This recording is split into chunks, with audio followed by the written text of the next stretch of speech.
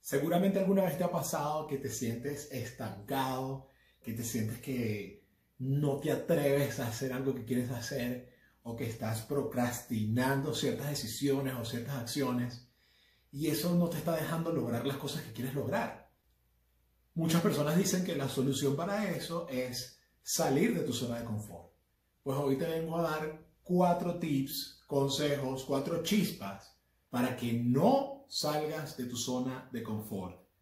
Al menos para que no lo hagas a lo loco, sin medir las consecuencias. Y no me malentiendas, no es que no quiero que avances, no es que no quiero que actúes, no es que no quiero que logres lo que quieras lograr. Lo que te quiero decir es que a veces, tomando consejos de ciertas personas de que lo que tenemos es que salir de nuestra zona de confort, entendemos que lo que tenemos es que actuar sin pensar, simplemente lanzarnos y atrevernos a ver qué es lo que ocurre y lanzar las cosas más a la suerte, más que dependiendo realmente de una estrategia, de un sistema, de un método. Entonces, el primero de los 4 consejos, sugerencias, chispas del día de hoy va a ser analizar lo que sea que estés pensando hacer desde 2 puntos de vista. Primer punto de vista, ¿qué es lo peor que puede pasar si lo haces, si actúas? Segundo punto de vista, ¿qué es lo mejor que puede pasar si lo haces, si actúas? Desde el primer punto de vista de qué es lo peor que puede pasar, nos vamos a enfocar en la seguridad. Tu integridad física, tu integridad emocional o moral está expuesta si actúas de la manera en que lo piensas hacer. Eso va a ser lo peor que puede pasar. Y lo mejor que puede pasar lo vamos a considerar como una recompensa. ¿Qué es lo que obtienes? ¿Qué es lo que ganas si actúas en ese momento? Entonces, para este punto número 1, te voy a regalar, si además quieres hacer esto de una forma más estructurada, más formal, más metódica, te sugeriría que usaras la técnica de la WT, la herramienta de la WT de coaching. Esta herramienta de la WT te invita a analizar 2 opciones de decisión desde el punto de vista positivo y negativo de ambas opciones. Si llamamos punto de vista negativo a lo peor que puede pasar y llamamos positivo a lo mejor que puede pasar, entonces en esa WT vas a considerar los puntos negativos y positivos de si tomas la decisión de actuar y vas a considerar los puntos positivos y negativos de si tomas la decisión de no actuar. Entonces en ese caso vas a tener un mejor panorama de decidir al final si ganas más al actuar, qué tanto ganas y cuáles son los riesgos asociados e inclusive darte cuenta de maneras de aminorar, de reducir esos riesgos. ¿Para qué? Para que finalmente actúes de una manera en la que te expongas a menos riesgos y estés muy consciente de qué es lo que vas a ganar, lo cual seguramente te va a hacer sentir más motivado a hacerlo. Una vez que hiciste este análisis, la idea es que puedas tomar una decisión de si avanzar o continuar en la dirección que querías ir, o si es mejor quedarte tranquilo y pensar un poquito mejor en qué es lo que quieres hacer, qué es lo que puedes hacer. El segundo punto o chispa del día de hoy es el producto mínimo viable. ¿Y a qué me refiero con esto? Este concepto del producto mínimo viable viene traído de los glosarios de emprendimiento, más que todo de los emprendimientos de tecnología. ¿Y por qué lo traigo en este contexto? Porque muchas veces no hacer o no elaborar un producto mínimo viable le cuesta a las empresas o a los emprendimientos enormes cantidades de dinero y enormes cantidades de tiempo que son mal invertidas.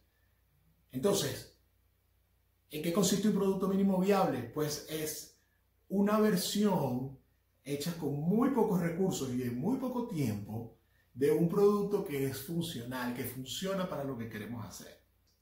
Piensa si la acción que quieres hacer de pronto te va a costar demasiados recursos o te pone mucho en riesgo, y piensa si no hay una versión que sea un producto mínimo viable de eso mismo que quieres hacer y aplicas ese producto mínimo viable. Normalmente esto ocurre cuando estás pensando demasiado en el perfeccionismo en hacer que las cosas salgan perfectas, y en ese afán de alcanzar el perfeccionismo siempre encuentras detalles que le faltan a eso que quieres hacer, y la consecuencia de eso es que no lo terminas haciendo nunca.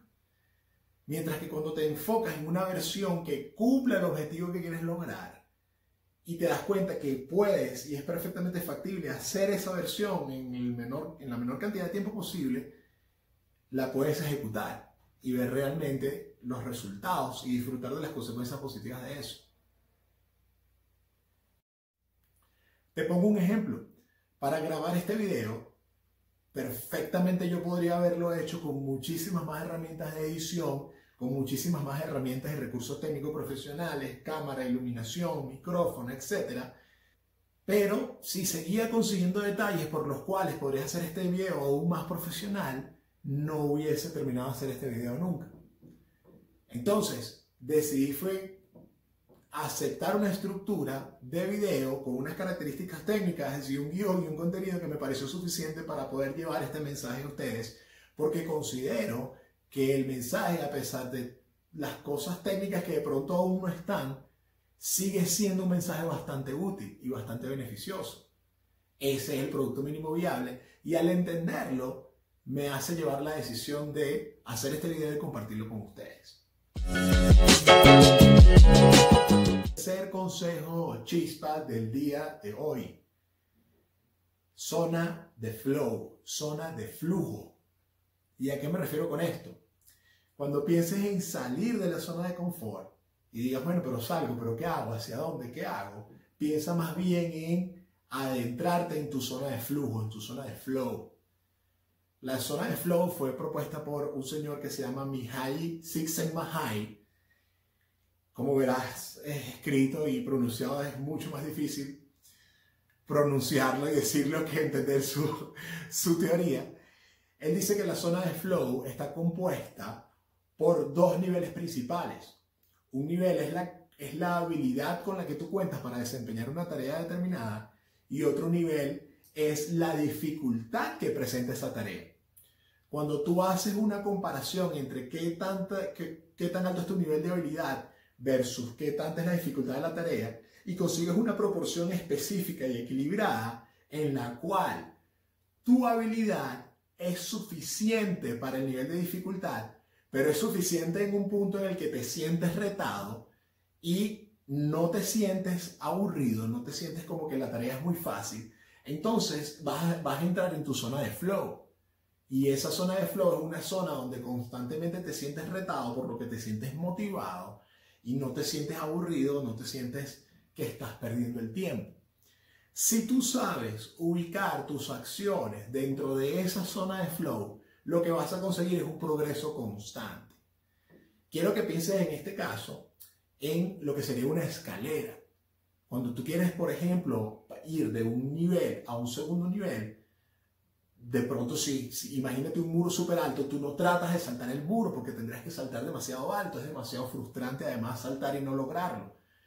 Entonces, ¿qué es lo que haces? Buscas una escalera y con la escalera vas avanzando escalón por escalón, paso por paso.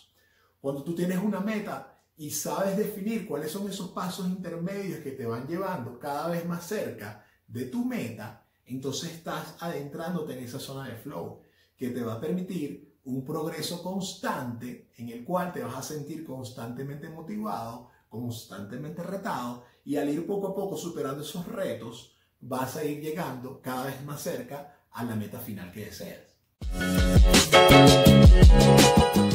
Cuarto consejo, cuarta chispa del día de hoy.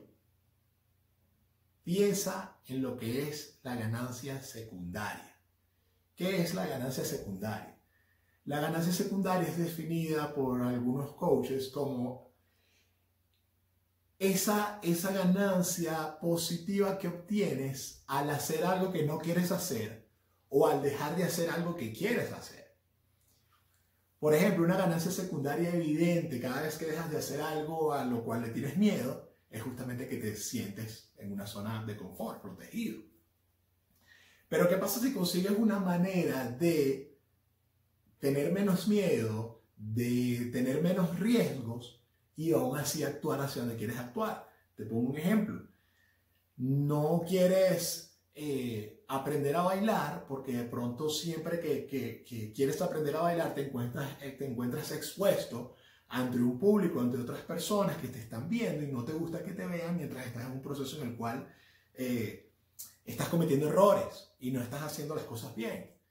Entonces una alternativa a unas clases de baile públicas en grupo pueden ser unas clases de baile privadas, o si eso es muy costoso puede ser tomar unas clases previas a las clases públicas por internet, online, viendo videos.